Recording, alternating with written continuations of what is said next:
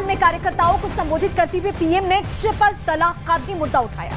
तो ट्रिपल तलाक का मुद्दा प्रधानमंत्री नरेंद्र मोदी ने उठाया और इस दौरान पीएम मोदी ने विपक्ष पर सवाल दागते हुए कहा कि 3 तलाक के पक्ष में बात करने वाली मुस्लिम बेटियों के साथ अन्याय हो रहा है। तो ट्रिपल तलाक पर यहां पर अपना बयान उन्होंने दिया है। 3 तलाक पर बड़ी बात पीएम की ओर से यहां पर कही गई है और साथ साथ उन्होंने कहा कि 3 तलाक बेटियों के साथ अन्याय है। अगर 3 तलाक इस्लाम का जरूरी अंग है तो पाकिस्तान में क्यों नहीं होता भाई? अगर 3 तलाक इस्लाम का जरूरी अंग है तो इंडोनेशिया में क्यों नहीं होता?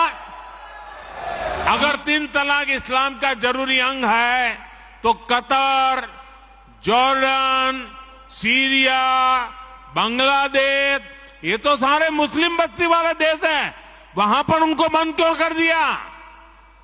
मैं समझता हूं कि मुसलमान बेटियों पर 3 तलाक का फंदा लटका कर कुछ लोग उन पर हमेशा अत्याचार करने की खुली छूट चाहते हैं।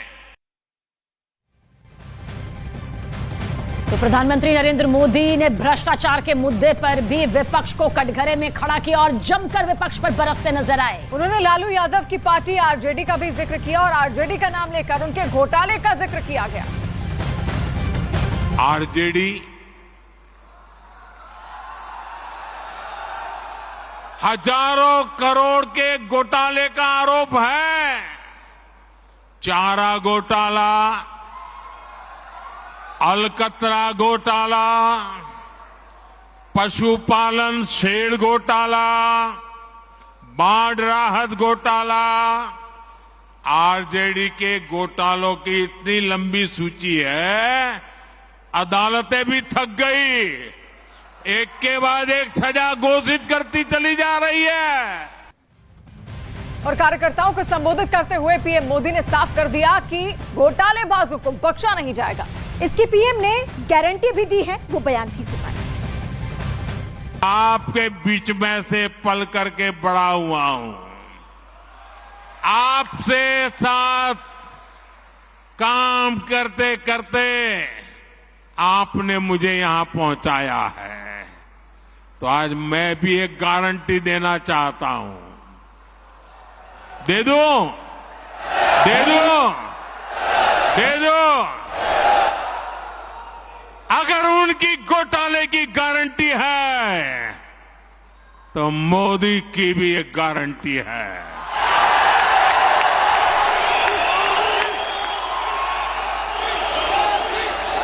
और मेरी गारंटी है, हर घोटालेबाज पर कार्रवाई की गारंटी।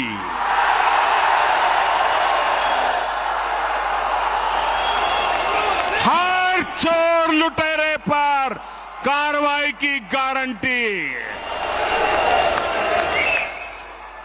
जिसने गरीब को लूटा है, जिसने देश को लूटा है, उसका हिसाब तो हो करके रहेगा।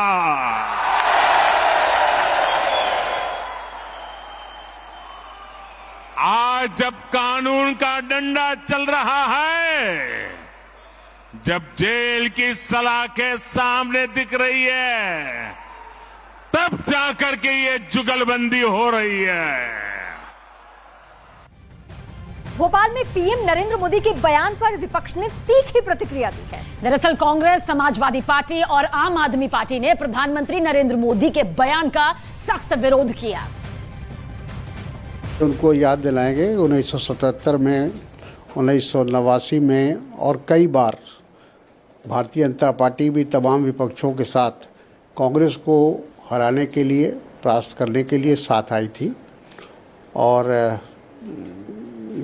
आज विपक्ष अगर एकजुट हो रहा है तो उनको इस बात की क्यों परेशानी हो रही है? वो तो चुनाव बताएगा, आने वाला समय बताएगा। वो तो कह रहे थे कि कांग्रेस मुक्त भारत होने जा रहा है, लेकिन वो खुद दक्षिण भारत से मुक्त हो गए। भारतीय जनता पार्टी मुक्त हो गई। कमाल है भारतीय जनता पार्टी को। जनता ने चुना था कि भारतीय जनता पार्टी जनता की समस्या का समाधान करेगी, जनता की चिंता करेगी। तो विपक्ष की चिंता कर रही है कि विपक्ष मिल रहा है कि नहीं मिल रहा है, विपक्ष की मीटिंग में क्या हुआ। अरे विपक्ष ने आपको नहीं चुना है, विपक्ष ने आपको वोट नहीं दिया था, जनता ने वोट किया था। आप जनता की चिंता करो तो ज्यादा अच्छा होगा। आदिवासियों के लिए कुछ कानून बने हैं, उस पर यूसीसी में क्या होगा। 371 के जो कानून है, जो नॉर्थ ईस्ट के और हिमाचल के राज्यों को कुछ विशेष अधिकार मिले हैं, उस पर यूसीसी में क्या होगा। मोदी जी और भारतीय जनता पार्टी को देश को ड्राफ्ट रखना चाहिए। यूसीसी में वो करना क्या चाहते हैं, उसका दस्तावेज कहाँ है। मैं तो खोज रहा हूँ, दस्तावेज दीजिए पहले, हम लोग पढ़े जाने तो आप यूसीसी में क्या करना चाहते हैं। प्रधानमंत्री नरेंद्र मोदी के यूनिफॉर्म सिविल कोड वाले बयान पर एआईएमआईएम प्रमुख असदुद्दीन ओवैसी ने भी सवाल उठाया। उन्होंने क्या कुछ कहा वो आपको सुनवाते हैं। यूनिफॉर्म सिविल कोड की जब बात प्रधानमंत्री कर रहे हैं, वो यूनिफॉर्म सिविल कोड की नहीं बात कर रहे, वो हिंदू सिविल कोड की बात कर रहे। इस्लाम में शादी एक कॉन्ट्रैक्ट है, हिंदुइज्म में जन्म जन्म का साथ है, क्रिश्चियनिटी में आई डू बोलते। और विपक्ष के सवालों पर बीजेपी के नेताओं ने पलटवार भी किया। पीएम मोदी ने भोपाल में मेरा बूथ सबसे मजबूत कार्यक्रम में विपक्ष पर जोरदार हमला बोला है। सशक्त मोदी सरकार, सशक्त भारत, यही है फॉर्मूला। इसी को भारतीय जनता पार्टी के कार्यकर्ताओं को दायित्व लेके नीचे तक जाना पड़ेगा। कोड देश में आना चाहिए, देश की महिलाओं को जो स्थान मिलना चाहिए परिवारों में वो मिलना चाहिए। और कहीं ना कहीं यूनिफॉर्म सिविल कोड महिलाओं से जुड़ा हुआ सवाल है और इसलिए यूनिफॉर्म सिविल कोड के लिए जो भारत सरकार से बन पाएगा वो करेगी। ये इसमें बांटने की क्या बात है। ये तो देश में जब ओबीसी की पहचान की गई थी, इवन मंडल आयोग में भी पहचान की गई थी, तो ऑक्यूपेशन के आधार पे और इनके आधार पे इनको चिन्हित करके वोट दिया ही है। और ये तो सच है कि देश में जो पिछड़ों में भी जो बहुत गरीब और अति पिछड़े समाज हैं, जिन लोगों ने पिछड़ों के आधार पे वोट की राजनीति की बात भी करी है, उन्होंने तो कभी इसका ध्यान दिया नहीं। पीएम मोदी ने अपने संबोधन में परिवारवाद के मुद्दे पर भी विपक्ष को घेरा। उन्होंने लोगों से साफ कहा कि अगर अपने बच्चों का लोग विकास करना चाहते हैं तो बीजेपी को वोट दें। गांधी परिवार के बेटे बेटी का विकास करना हो तो फिर कांग्रेस को वोट दीजिए।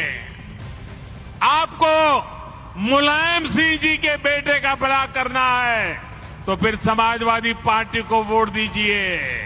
अगर आप लालू परिवार के बेटे बेटियों को उनका भला करना चाहते हो तो आरजेडी को वोट दीजिए। आपको शरद पवार जी की बेटी का भला करना हो तो आप एनसीपी को वोट दीजिए।